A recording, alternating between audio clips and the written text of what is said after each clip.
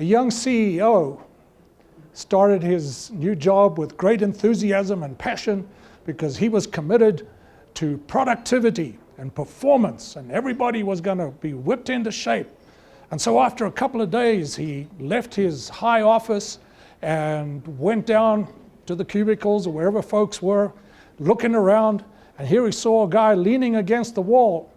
He said, "What are you doing leaning against the wall? We don't want people who are just hanging out. We need to be productive and performing. How much do you make in a week?" He said, "Oh, about $500. He said, pulls out his billfold, said, "Here's $500. You're out of here, gone." Guy left, turned around to the workers, and he said, "So what did that guy do?" "Oh, he delivered our pizzas."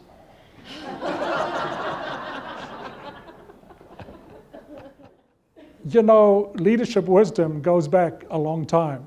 They say nothing's new under the sun. And in the Greek tradition, they had understandings of leadership as well. And one of the rich things about Greek is that there are different words to describe different functions or different expressions. We have one word for love, one word for leader, where they had more. And so they used two words that meant head. One was arche and the other was kephale. Arche is where we get our word arch or overarching. And they used that as a way to describe the leader who had overall responsibility, perhaps like a general up on a hill who had to look at the big picture, plan out the strategies and the moves and moving people around. Kephale, on the other hand, was used for a leader who was more intimately engaged, like a general with the troops in the trenches, or the head of a household, somebody who was closely engaged. And I think when I think of that metaphor, it fits with our leadership, the idea of a senior executive, a CEO, a leader who has responsibility for the big picture and strategies and planning. And then we have many who are still working close to the people. I think it's important, though, for those top leaders to remember where they came from, to remember that they started out in the trenches and made their way up the hill. So it's so important symbolically to be able to go down, to be present, to listen, to learn, to grow, to show interest and show commitment and remember what it was like. Because we can gain a different perspective as leaders when we reconnect with folks.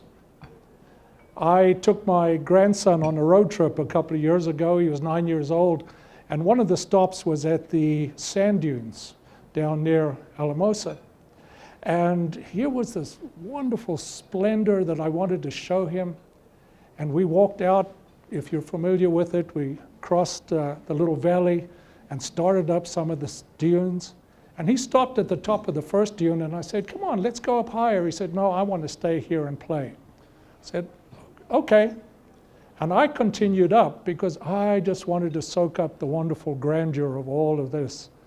And as I was standing further up, I looked down and I watched him playing in the sand. And he was having the time of his life and rolling down the dunes. And finally I thought, why am I standing up here instead of being down there playing with him? So I went back down and I sat with him, and he was digging in the sand and he was thrilled. And the deeper he got, he suddenly got excited because he started saying, "Look, it's wet. It's wet." And he dug down to where there was moist sand.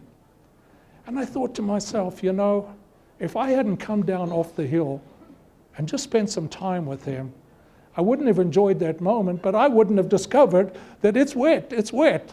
The symbol being that, you know, we're up there trying to see things, and folks at the bottom see things and they see it in a different way, and we can still learn and we can still grow. On the other hand, I really believe that those leaders who are in the trenches, as it were, working side by side with folks, preparing to grow and move up, need the opportunity from time to time to be able to come out to get some extra training, to have a different project, to have something that enables them to capture the big picture so that they are not just focused on the little things that they're doing, the particular things, but are reminded of why are we doing what we're doing? What is our purpose? How is that making a difference for others? And to be able to communicate that back to folks.